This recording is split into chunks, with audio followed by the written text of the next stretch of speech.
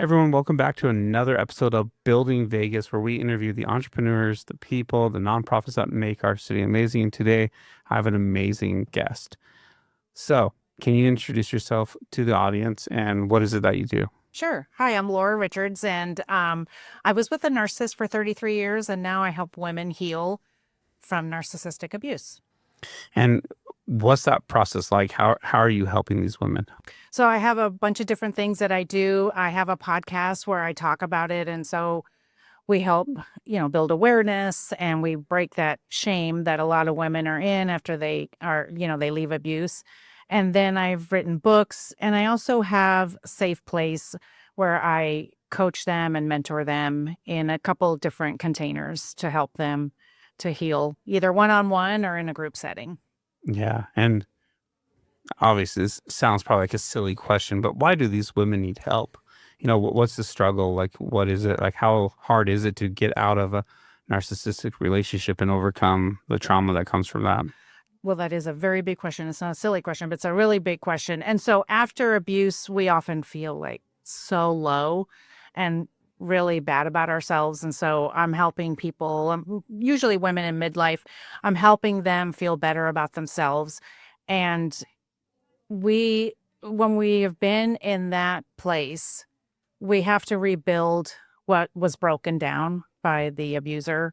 And so I'm not going to go into like how to leave and all those things, because usually I'm working with women who have left and women like me who come to midlife and you go, wait, I was building a life with somebody and now it's like a completely different thing. So I'm teaching them to dream again, because if we're not dead, we're not done. So we're learning how to dream again. What do you find is one of like the hardest things for these women to overcome? Well, they've been broken down so much that their self-esteem is so bad that they don't even know how to trust themselves anymore. Usually in narcissistic abuse, you're taught that you can't even trust your own instincts anymore, your own opinion. And so I'm showing them how to do that again. And that's the biggest thing, is that they don't even think that they can move forward because they've been told not to even rely on their own opinions. And so I'm showing them that they can trust themselves and that they are capable, even though they've been told for a long time they're not. And what's the process like working with you? So I have one-on-one mentoring that I do, and all of this can be done over Zoom if anyone wants to do that.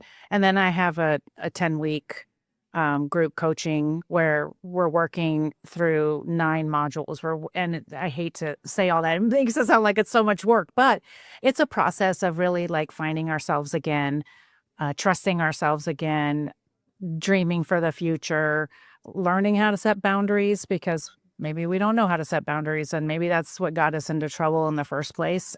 We don't blame for abuse, but we learn the patterns of how we got there. What would be like if there's a woman out there watching this and they've been struggling with this, either they're about to leave, they did leave, but Yeah. they're struggling with their self-worth. Yeah. What's the biggest piece of advice that you could give them? That you are worthy of a life and a love that is not detrimental to your mental health. When we leave, we just don't know if we can go on. We don't think we have any value because that's what we've been told. And so I want those women out there to know that they do have value right now as they are, and that it's not too late. There's still time to dream for the future. We can do it together. I've been there. I walked that razor's edge for you, so you don't have to do it alone. Are there any tips or tricks or tools that if they kind of find themselves back in that same feeling of self-worth struggles or whatever, Mhm. that you can maybe give them as advice? Yeah. Well, it takes practice. We didn't get here overnight. So, especially as women, we've been societalized that you kind of put yourself last and you take care of everybody else first. And it seems selfish to take care of yourself first. And so I teach that self-esteem, and really it just starts with simple things like affirmations, thinking about what you want rather than what everybody else wants. Something simple like, what do you want for lunch, rather than everybody else telling you what you have to have. And it starts really small.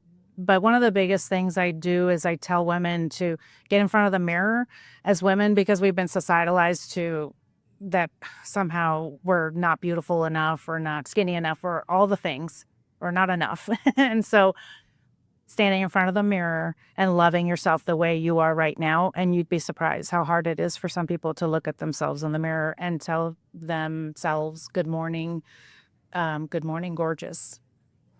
Well, I love your mission. I love what you're doing. Where can more people find out how to contact you? Well, my podcast is called That's Where I'm At, and that's where I'm at podcast.com is where everybody can find me. I'm all over all the social medias, making funny videos to help you heal. And then just every single thing that I have is on that's where I'm at podcast.com. Perfect. Thank you so much. Thank you for having me.